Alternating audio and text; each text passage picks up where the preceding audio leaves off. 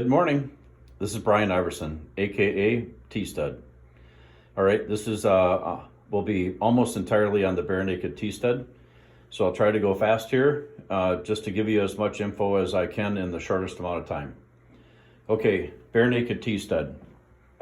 Okay, 95 point something to 99% continuous insulation or a complete thermal break through the entire wall assembly itself, without having to put the foam on the outside to get your continuous insulation. So this is the typical standard, right? 2 top plates, bottom plate, 2x6, 16 inches on center. That has a bridge anywhere from 16% all the way up to 28%.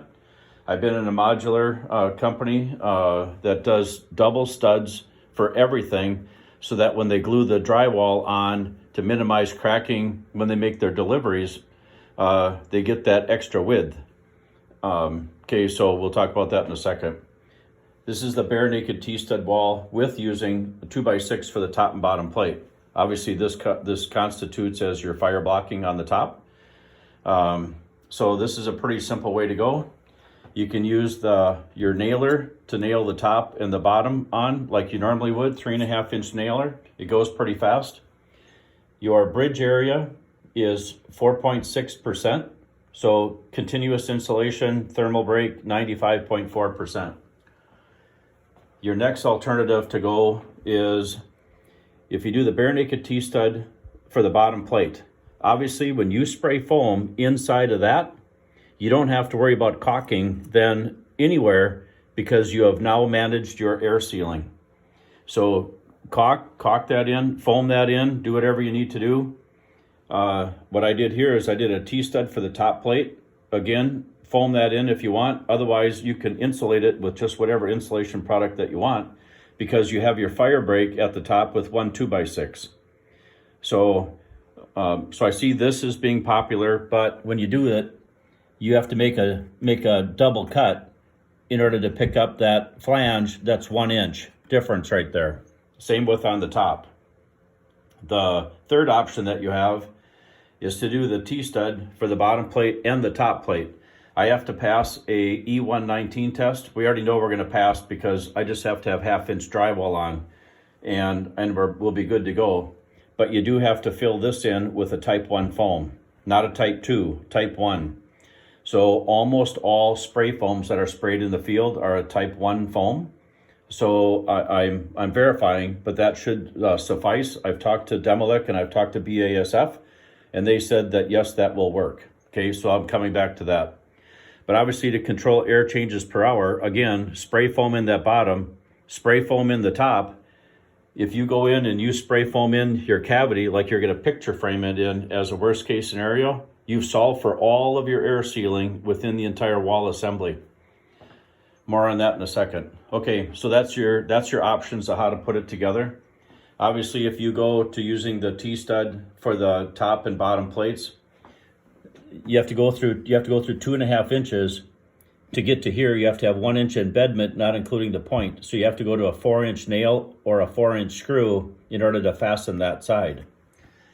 Same with the top plate, right? I like screws, you'll see.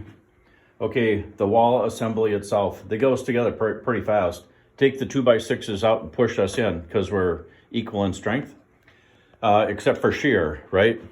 Shear, if you use this as a floor, we don't have enough fiber in between. So if you're trying to set the baby grand piano in the middle of the floor, we don't have enough fiber running all the way across to hold up the baby grand piano or a point load. Or you're trying to run somebody's gun safe across the floor. Let's make it heavy. So we do have alternatives coming for that, just they're not here yet today.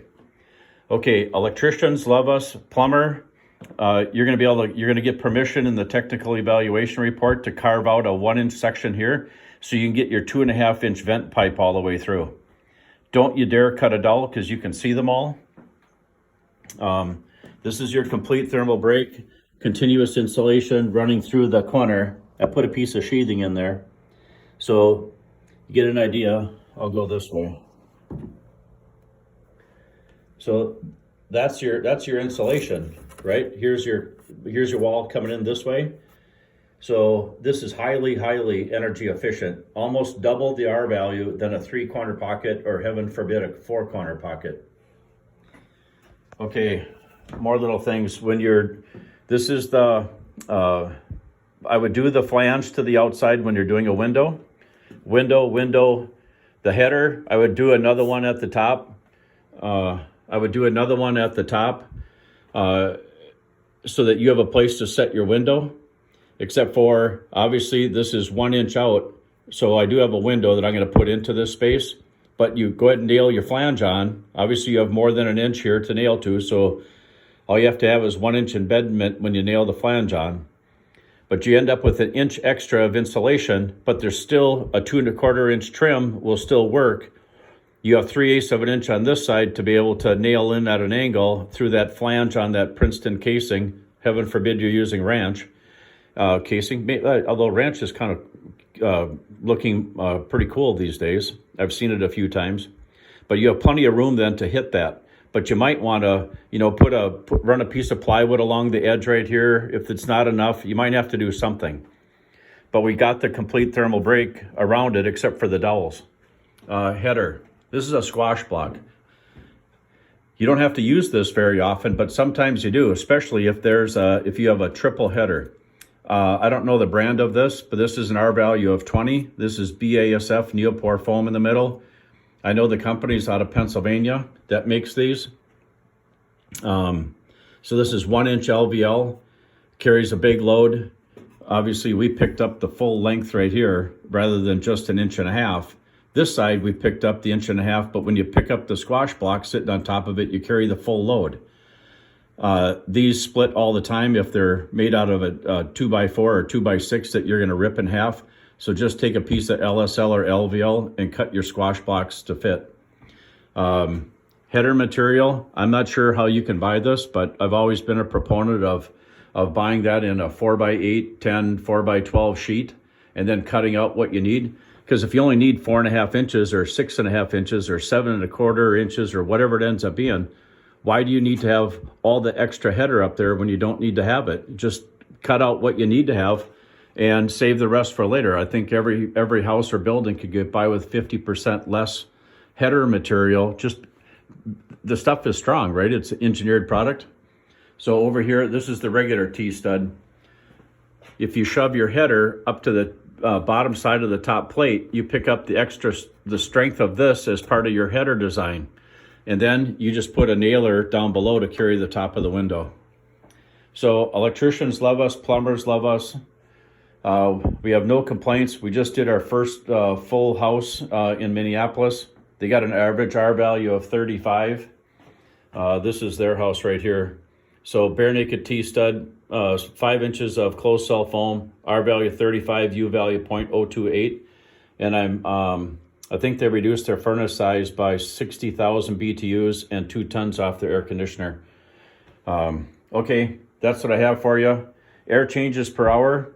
Everybody needs to start controlling that, because just because we made the wall massively more energy efficient, the next place that's got to get plugged is any air leak that you have coming into the building. We've given you plenty of places now to be able to stop that, especially if you foam us in and you picture frame in the inside and you use the T-stud for the bottom plate. At least foam that thing in right there and you plugged all those gaps. So, all right, that's my update for you. I'm Brian Iverson, I'm the T-stud guy, and we're here to help you.